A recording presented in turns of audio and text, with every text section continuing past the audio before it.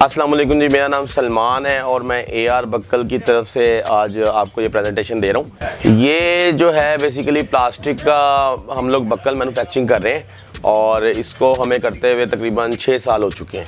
ये प्लास्टिक का दाना है और ये दाना हम होपर में डालते हैं। यही दाना हम होपर में डालते हैं। ये चाइना से दाना आता है प्लास्टिक का, ठीक है। ये हम इस होपर में डालते हैं। होपर में से नीचे आता है इस वरम में गर्म होता है। गर्म होने के बाद यहाँ पर हम एक मोल्ड की सेटिंग करते हैं। मोल्ड की सेटिंग करने के बाद ये बक्कल बनता है, ठीक है। ये बक्कल लेकर मतलब ये एक मोल्ड की सेटिंग हुई है। इसके बाद ये जाता है रंग पे जाने के बाद वापस आता है हमारे पास। एक इसकी पैकिंग होती है। पैकिंग होने के बाद ये बेच देते हैं, जाके जूतियों के ऊपर लगता है। ये देखो इसके मुख्तलिफ मोल्ड हैं, जैसा कि ये एक मोल्ड है, ये एक टिंड है। इस टिंड में से ये टिंड निकलती है। ये भी हमारी सैंपल है। ये भी चीज़ हम क्या करते हैं, ये हम बक्कल बनाते हैं। जब जूतियों के ऊपर लगता है तो बहुत प्यारा लगता है माशाल्लाह। अफ़गानिस्तान से, कराची से, हैदराबाद से काफ़ी जगह हमारा बक्कल जाता है। और ये मशीन के ऊपर जब लगाते हैं तो इसकी ये PLC से सेटिंग की जाती है। PLC से मतलब जिस तरह की सेटिंग करेंगे, जिस तरह का मोल्ड होगा उसी तरह की सेटिंग होगी। सेटिंग मोल्ड के हिसाब की सेटिंग होती है। कोई 6 सेकंड पे चलती है, कोई 8 सेकंड पे चलती है, कोई 10 सेकंड पे भी चलती है। ये स्पोर्ट बक्कल है, मतलब है कि ये बैग के ऊपर भी लगता है। आजकल तो वो कपड़ों पे भी लगा रहे हैं लोग, जूतियों पे भी लग रहा है माशाल्लाह। बहुत ज़्यादा चल रहा है, बहुत हिट है इस टाइम। और ये जंपर ये भी बहुत ज़्यादा चल रहा है। बहुत अच्छी और बहुत प्यारी आइटम आई है। ये देखो ये वाला भी बक्कल बनता है। मतलब मुख्तलिफ बहुत ज़्यादा आर्टिकल है। मतलब जो भी आर्टिकल प्लास्टिक की चीज़ होगी हम इसके ऊपर लगाएंगे वही चीज़ तैयार होगी यहाँ से। और आगे ये जो ऊपर गोल्ड हुआ ये बाहर मटलाइज पे जाता है। मटलाइज करवा के उसके बाद ये फिटिंग करते हैं। अलग-अलग एक टिंड होती है। फिटिंग करते हैं। फिटिंग करने के बाद हम सेल कर देते हैं।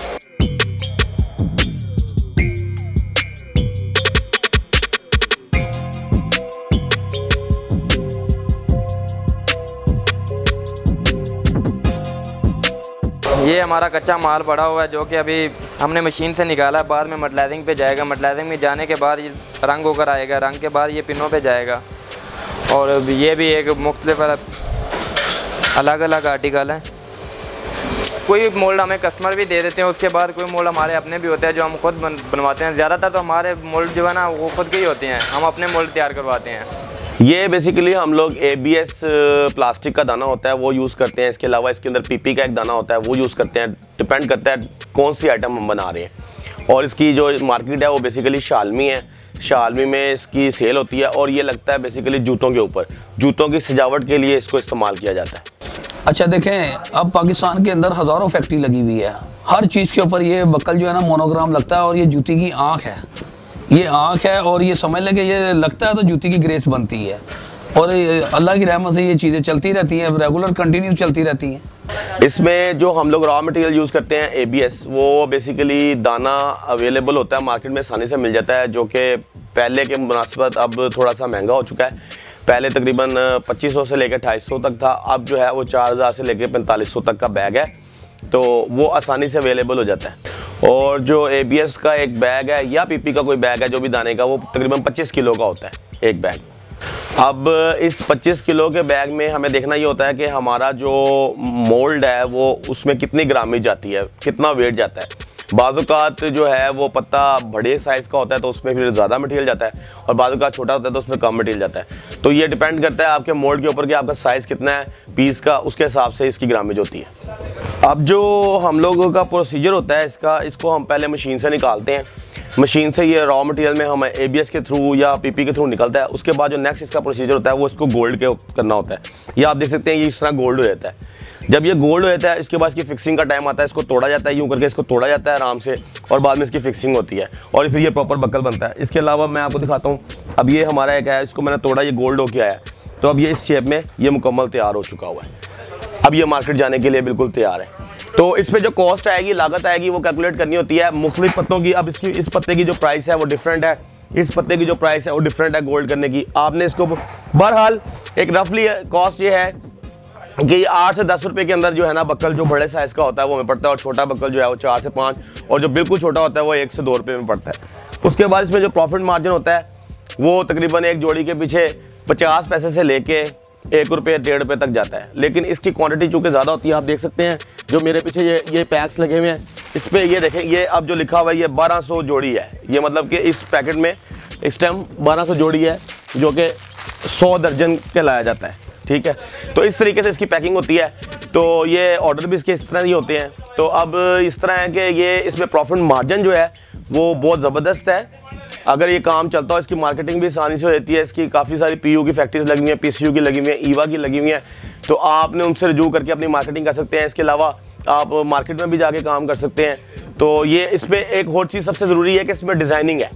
इसमें डेली डिज़ाइनिंग है, डेली डिज़ाइनिंग। आपने नए से नया डिज़ाइन डेली के बेसिस पे लेके आना है, यानी कि आपने हर महीने मोल्ड्स बनाने हैं, फिर जाके आपको इसमें सक्सेस मिलेगी इंशाल्लाह। ये जो हमारी मार्केटिंग है ना इस चीज़ की, ये समझ लें कि ऐसी है कि अगर हम इनको एक मिसाल है चीज़ 2 रुपये की देते हैं ना, तो ये 50 पैसे अपना मुनाफा रख के जो है ना कस्टमर को दे देते हैं।